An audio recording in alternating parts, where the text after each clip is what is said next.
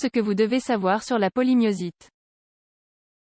La polymyosite est une maladie rare ou peu commune dans laquelle se développe une inflammation d'une région corporelle. Elle survient plus fréquemment chez les femmes et les personnes entre 30 et 50 ans. La polymyosite est une maladie rare ou peu courante qui déclenche une inflammation d'une région corporelle. Elle survient plus souvent chez les femmes et les personnes âgées de 30 à 50 ans. Il s'agit également d'un sous-type au sein d'un groupe de maladies appelé myosite. Symptômes de la polymyosite.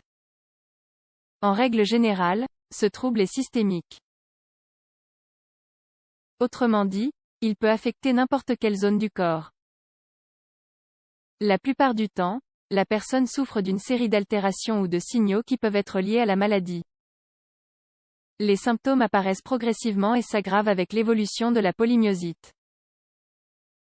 Parmi les symptômes qui surviennent le plus souvent, nous pouvons citer fatigue, épuisement ou faiblesse générale. Fièvre dont l'intensité peut varier, mais qui n'est généralement pas élevée.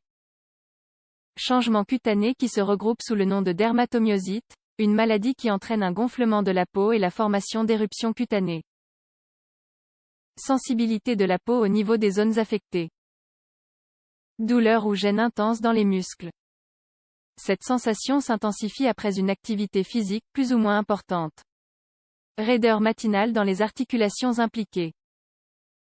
Un autre symptôme caractéristique est la faiblesse musculaire qui affecte généralement les muscles des épaules et de la hanche. Elle peut engendrer un certain nombre de complications générales. Difficulté à avaler ou à déglutir, dysphagie. Cette affection peut alors déclencher un manque ou une perte d'appétit. Par conséquent, le patient peut perdre du poids en peu de temps, sans le vouloir. Altération de la voix qui modifie le discours normal du patient. Difficulté à respirer pouvant aller jusqu'à l'insuffisance respiratoire. Cela peut également entraîner des fausses routes, entrée d'aliments, de salive, etc., dans les poumons. Dans ce cas, le risque de souffrir de pneumonie augmente considérablement. Cause de la polymyosite.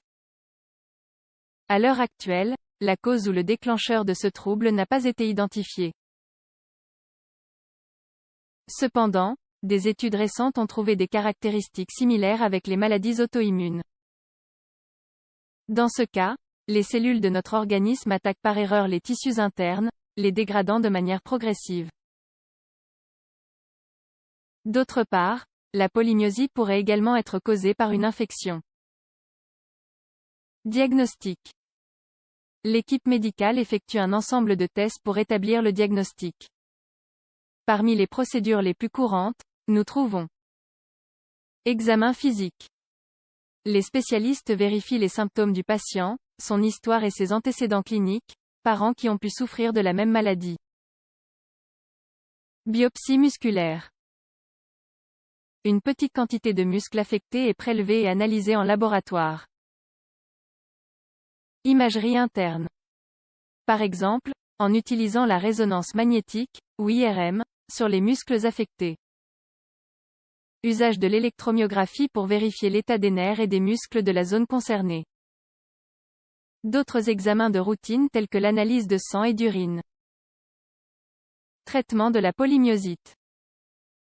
Même s'il n'existe pas encore de traitement définitif pour cette maladie, un ensemble de thérapies ont été développées à cet égard. Ainsi, l'objectif final du traitement est de soulager les symptômes du patient et d'améliorer sa qualité de vie. Par conséquent, le traitement comprend les recommandations suivantes. Utilisation de médicaments. Par exemple, les corticostéroïdes et autres substances complémentaires. Leur consommation doit être contrôlée par l'équipe médicale car un usage prolongé peut entraîner une série d'effets secondaires très néfastes. Thérapies diverses. Cela comprend la physiothérapie, des conseils pour retrouver la parole au quotidien, ainsi que la consommation d'une alimentation adéquate au fur et à mesure de la progression de la maladie. La polymyosite est une maladie qui offre de belles perspectives thérapeutiques à l'avenir. De plus, le traitement des symptômes améliore considérablement la qualité de vie du patient. Des études sont actuellement en cours dans le but de développer un traitement étiologique de la maladie et en résoudre la cause. Cependant, toutes sont encore en phase d'essai clinique, et ne sont pas commercialisées.